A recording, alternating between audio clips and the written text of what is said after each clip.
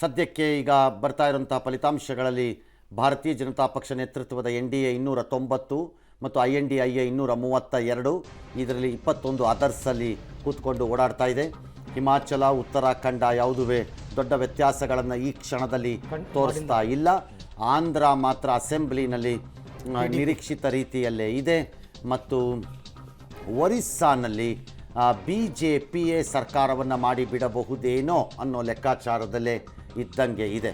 Maharashtra again ಇಂಡಿ ಒಕ್ಕೂಟನೇ ಮುಂದಿದ್ದಂಗಿದೆ. ಉತ್ತರ ಪ್ರದೇಶದಲ್ಲಿ 40 ಇರಬಹುದು BJP ಹತ್ರ, ಇಂಡಿ ಹತ್ರ 39 ಇರಬಹುದು.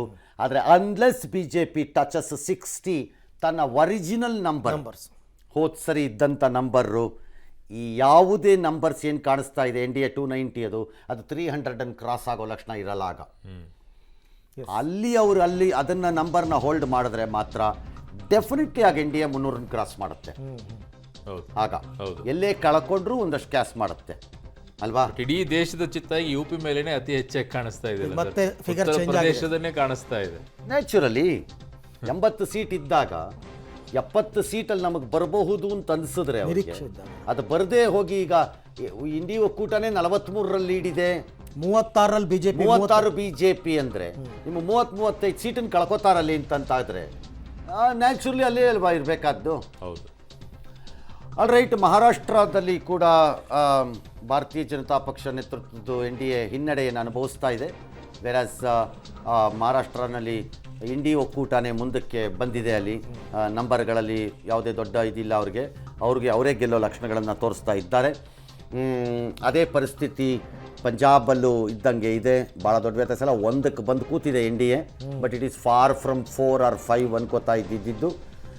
ಹಾಗಾಗಿ ಭಾರತೀಯ ಜನತಾ ಪಕ್ಷಕ್ಕೆ ಮೇಲ್ನೋಟಕ್ಕೆ ಹೇಳ್ಬೋದು ಅನ್ನೋದಿದ್ದರೆ ನಿರೀಕ್ಷಿತವಾಗಿ ಬರಲೇಬೇಕಾಗಿದ್ದ ಜಾಗದಲ್ಲೆಲ್ಲ ಕೈಕೊಟ್ಟಂಗಿದೆ ಮೇಲ್ನೋಟಕ್ಕೆ ಇಲ್ಲಿಯವರೆಗಂತೂ.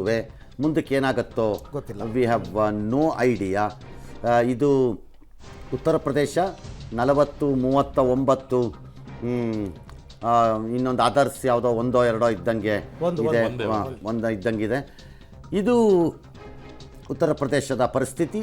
ಆಂಧ್ರ 20 NDA, 5 YSR, ತೆಲಂಗಾಣ ಅಸ್ಸಾಂನಲ್ಲಿ 10-4, Kerala 17-1. Kerala it does not matter actually, because UDF 17 ಬಂದು, LDF 1 ಬಂತೋ, ಇವ್ರಿಗೆ 17 ಬಂದು, ಅವ್ರಿಗೆ 1 ಬಂತೋ, ಇಟ್ ಡಸ್ ನಾಟ್ ಮ್ಯಾಟರ್. ಎರಡೂ ಅಲ್ಟಿಮವಾಗಿ ಒಂದೇ ದೇವರ ಪಾದವನ್ನು ಸೇರುತ್ತೆ ಇರುತ್ತೆ ಅಲ್ವಾ. ಹೌದು, ಸತ್ಯ. ಹೆಂಗಾದ್ರೂ ಒಂದೇ ಅಲ್ವಾ. ಅದು ಹೀಗೆ ಬಂದರೂ ಒಂದೇ ನಂಬರು, ಹಾಗೆ ಬಂದರೂ ಒಂದೇ ನಂಬರ್. ಅದು ದೊಡ್ಡ ಇದಿಲ್ಲ.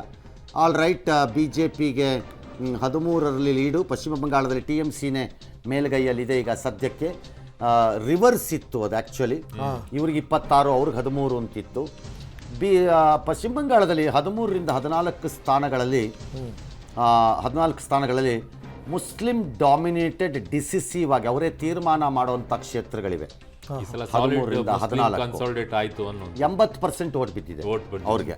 ಸೊ ಈ 13-14 ಮಾತ್ರ TMCಗೆ ಸಿಗತ್ತೆ, ಉಳಿದಿದ್ದೆಲ್ಲ BJPಗೆ ಹೋಗುತ್ತೆ ಅಂತ ಲೆಕ್ಕ ಇತ್ತು.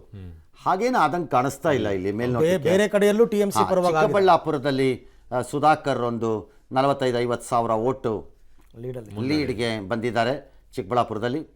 That he is able to manage it. ಇದೆಲ್ಲೋ ಯಾವುದೋ ಎಲ್ಲೋ ಹಾಕಿರ್ತಾರೆ, ಅಲ್ಲಿ ಅದನ್ನು ನೋಡ್ತಾ ಇದ್ದಾರೆ ಎಲ್ಲ ಜನ, ಅದನ್ನು ಆನಂದವಾಗಿ. All right.